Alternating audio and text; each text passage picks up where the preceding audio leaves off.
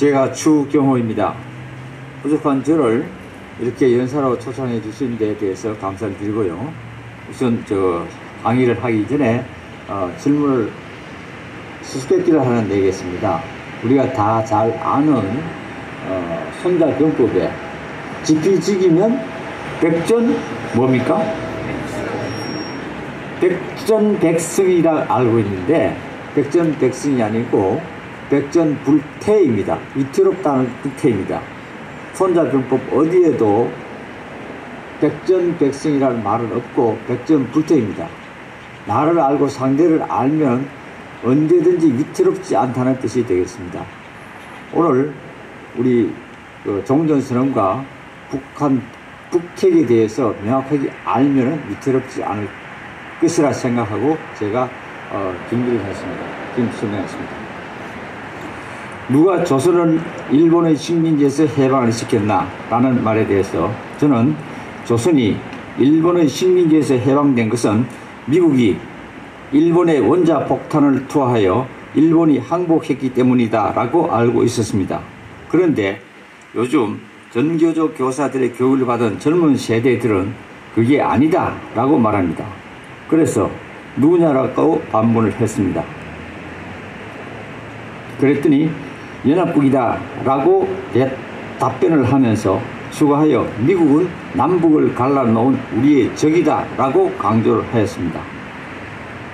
다음에 한반도에서 38선이 생긴 것은 45년 8월 10일 일본이 연합국 측의 항복 의사를 통보하자 미 국무성 6해군 합동조정위원회는 8월 13일 북위 38도선을 기준으로 하여 미소가 조선을 분할하여 점령하는 안을 작성, 트루만 대통령에 건의를 하자 트루만 대통령은 이를 받아들여 그날 소련에 통보를 했고 소련도 그날 수용하겠다고 회답을 하고 8월 15일 일본이 항복을 하자 바로 그날 38선 이북을 점령한 것이 그 시초가 되겠습니다. 38선을 기준으로 남과 북에 두 개의 정부가 수립된 경위는 47년 유엔 총회에서 유엔 한국임시위원단의 감시 아래 남북한 총선거를 실시하도록 결의하였으나 북한을 점령하던 소련군 스티코프 사령관이 유엔 한국임시위원단의 입국을 거절하자 유엔에서는 선거가 가능한 지역에서만 총선거를 실시하도록 하여 48년 5월 10일 남한에서만 유엔의 감시 아래 총선거를 실시하고 8월 15일 남한 단독으로 대한민국 정부 수립을 선포하자 북한에서도 48년 8월 25일 최고인민회의 대의원 선거를 실시하고 9월 9일에 김일성을 수상으로 하는 조선민주주의 인민공화국 수립을 선포하고 곧바로 중공과 소련이 이를 승인하였습니다. 이렇게 하여 한반도에 38선을 기준으로 두 개의 정부가 수립되었습니다. 북한의 6.25 전쟁 준비는 김일성은 한반도 전체의 공산화를 목표로 설정하고 대한민국 정부를 타도하기 위해 남로당으로 하여금 48년 4월 3일 제주도 경찰서 습격 반란 사건과 10월 19일 여수 순천 군인 반란 사건 등을 일으켰지만 모두가 실패를 하자 대남적화 전략을 남침전쟁으로 바꾸고 전쟁을 준비하게 됩니다. 따라서 북한은 일본군 무장 해제를 위해 주둔한 주한미군을 철수시키기 위해서 소련과 협력하여 주한미군의 철수를 종료하여 49년 6월 29일 완전 철수하도록 하였고 군대를 중무장시키기 위해서는 49년 3월 소련과는 군사 비밀 및 경제문화 협정을 중공과는 상호 방위 협정을 체결하였고 남침의 승인과 군사 지원을 보장받기 위해서 50년 4월엔 소련을 5월엔 중국을 방문하였고 그리고 6월엔 남침을 속이기 위한 평화 공세를 펼쳤습니다. 6.25 전쟁입니다. 6.25 전쟁이란 50년 6월 25일 북한군이 남한에 무력 침공을 감행함으로써 발생한 남한과 북한 간의 전쟁으로 휴전협정이 조연될 때까지 3년 1개월간 전투행위가 계속되었고 6.25 사변 또는 6.25 동란이라고도 말하며 국제적으로는 한국전쟁이라는 용어가 지속되고 있습니다. 6.25 전쟁의 양산은 첫 1단계 북한군의 총 공세기가 80일, 2단계 유엔군의 북진기가 70일, 3단계 중공군 개입과 북한군의 반격기가 60일, 4단계 국군과 유엔군의 재반격기가 150일 이렇게 1년간 지속되었고, 마지막 5단계는 휴전협정과 38선 부근에서 지루한 공방전만 계속하는 전선교착기로 2년 1개월 이렇게 진행이 되었습니다. 6.25 전쟁과 유엔군 참전은 북한이 남침을 계속하자 유엔 안전보장 이사회는 50년 6월 28일 유엔군을 파견하자는 결의안을 채택하고, 트루만 대통령도 유엔의 결의에 따라 유엔군의 형태로 미군의 해외 공군을 지원하도록 승인하였고, 6월 30일엔 미 지상군 투입을 명령하였습니다. 7월 7일 유엔이 미국으로 하여금 유엔군 사령관을 임명하도록 결의하자 트루만 대통령은 메가드 사령관을 유엔군 사령관으로 임명, 참전 16개국을 지휘하도록 하였습니다. 한국 국군의 작전 지휘권 이항은 6.25 전쟁 중 50년 7월 14일 이승만 대통령이 메가드 유엔군 사령관에게 국군의 작전 지휘권을 현 작전 상태가 계속되는 동안 이양한다는 내용의 서한을 보내자 7월 25일 유엔 사무총장에 전달되어 추인을 받음으로써 공식화되었습니다. 6.25 전쟁과 관련하여 한국에 주둔하고 있는 4개 외국군 사령부는 첫째, 주한미군 사령부입니다. 주한미군 사령부의 마크는 다음과 같습니다. 주한미군 사령부는 45년 8월 29일 일본군 무장 해제를 위해 용산에 주둔했다가 49년 6월 29일 철수하고 6.25 전쟁이 발생하자 유엔군의 일환으로 다시 투입이 되었으며, 53년 10월 1일 체결한 한미 상호 방위 조약에 이거 57년 7월 1일 창설되었습니다. 둘째, 미 8군입니다. 미 8군의 마크는 다음과 같습니다. 미 제8군은 주한미군 사령부의 지상군으로 44년 6월 10일 미국에서 창설되었으며, 50년 6월 28일 유엔 안전보장이사회의 결의에 따라 6월 30일 트루만 미 대통령의 명령으로 유엔군의 형태로 투입되었고, 사령부는 50년 7월 일본에서 한국으로, 54년 11월 다시 일본으로 이동되었다가 55년 7월 26일 미 국동 지상군 사령부 겸 제8군 사령부로 개편돼 서울로 이동하여 57년 7월 1일 미 극동 지상군 사령부는 해체되고 미 제8군 사령부로만 남게 되었습니다. 셋째, 유엔군 사령부입니다.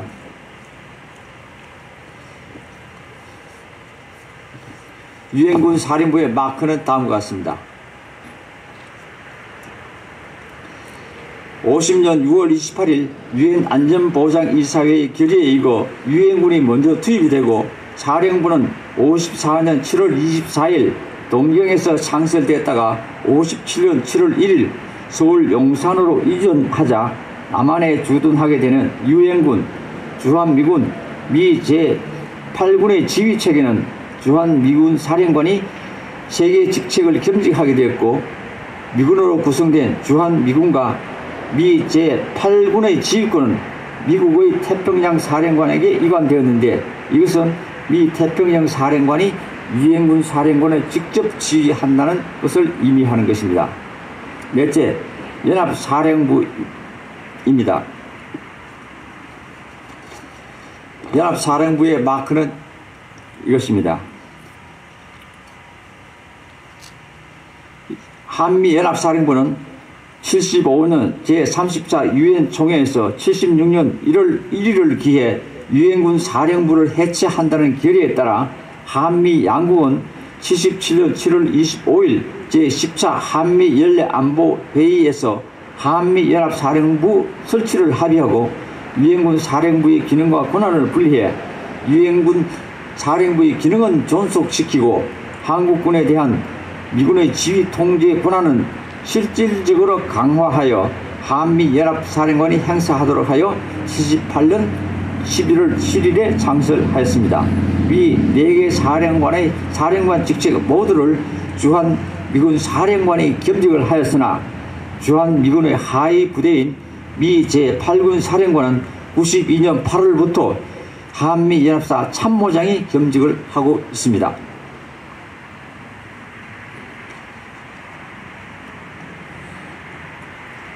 6.25 전쟁 종전이 이루어지면 반드시 일어나는 사항들은 첫째, 유엔군 사령부와 평화협정 체결입니다. 유엔군 사령부의 해체는 유엔군 사령부의 존재의 목적이 6.25 전쟁에서 북한군을 격퇴시키고 전쟁을 종전시키는 것으로 종전선언이 이루어지면 더 이상 한국에 주둔해야 할 이유가 사라지게 됩니다. 따라서 문재인이 주장하는 종전선언은 정치적 선언에 불과하다는 말은 위장선동에 불과합니다. 둘째, 평화협정 체결입니다. 종전과 평화협정은 동전의 양면과 같아서 종전선언이 되면 반드시 평화협정이 체결되어야 합니다. 따라서 북한은 종전선언을 이유로 곧바로 평화협정 체결을 주장하고 나설 것이며 미국에서도 반대할 명분이 전혀 없습니다. 평화협정 체결이 이루어지면 일어나는 사항은 북한은 한미 상호 방위 조약의 파기를 주장할 것입니다. 왜냐하면 한미 상호 방위 조약의 체결 목적이 북한의 위협으로부터 방해하기 위해 미국과 체결한 것으로 남북이 평화협정을 체결하게 되면 명목상으로는 북한의 위협이 사라진 것이기 때문입니다. 한미 상호 방위 조약이 파기되면 반드시 일어날 사항으로서는 이 또한 북한이 주한미군과 미 제8군이 남한에서 철수할 것과 한미연합사 해체를 주장할 것입니다. 주한미군, 미 제8군, 한미연합사는 모두 한미 상호 방위 조약에 근거하여 남한에 주둔하게 되었는데 한미 상호 방위 조약이 파기되면 미군이 주둔해야 할 근거가 없어지기 때문입니다.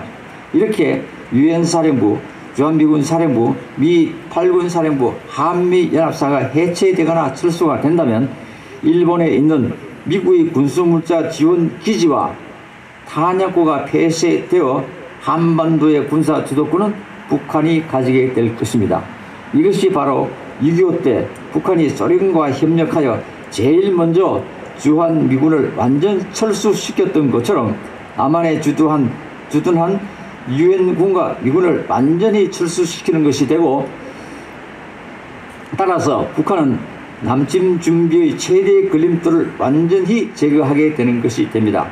마지막으로 한국이 53년 7월 27일 6.25 전쟁 휴전 이후에 북한의 위협으로부터 해방이 되어서 현재까지 60년 넘게 누려온 평화는 프랑스의 사상가 레이몽 아롱이 말한 국제 정치에서 평화가 유지되는 세 가지 형태는 첫째, 세력 균형에 의한 평화, 둘째, 패권에 의한 평화, 셋째, 제국에 의한 평화가 있는데 이 가운데 패권에 의한 평화로 패권국 미국의 동맹과 맺어 그 우산 속에 있었던 덕택이라는 것이 사실입니다.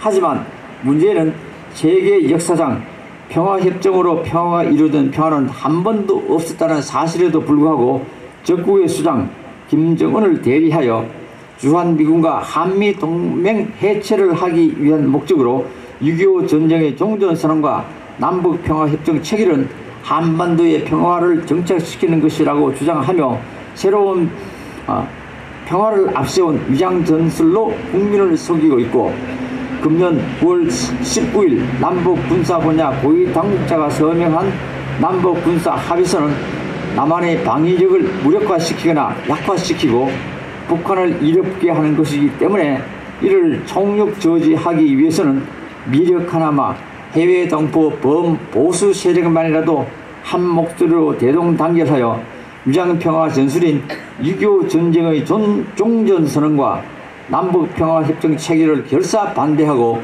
60년 넘게 지켜온 한미동맹을 강화하는 때 다 함께 힘을 모아야 하겠습니다. 이상입니다. 감사합니다. 끝으로 내려가기 전에 구호를 제창하겠습니다. 구호 제창은 제가 총력하면은 다 함께 행동으로 실행하자. 그러니까 제가 총력하고 다음은 행동으로 실행하자입니다. 하나, 문재인 정부의 종전선언과 평화협정 체결 반대에 총력 행동으로 실행하자.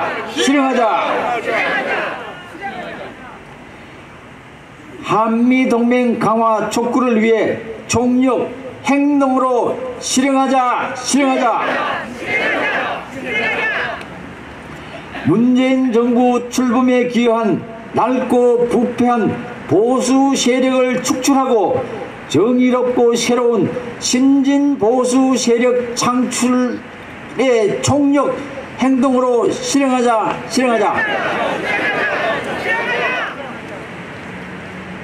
감사합니다.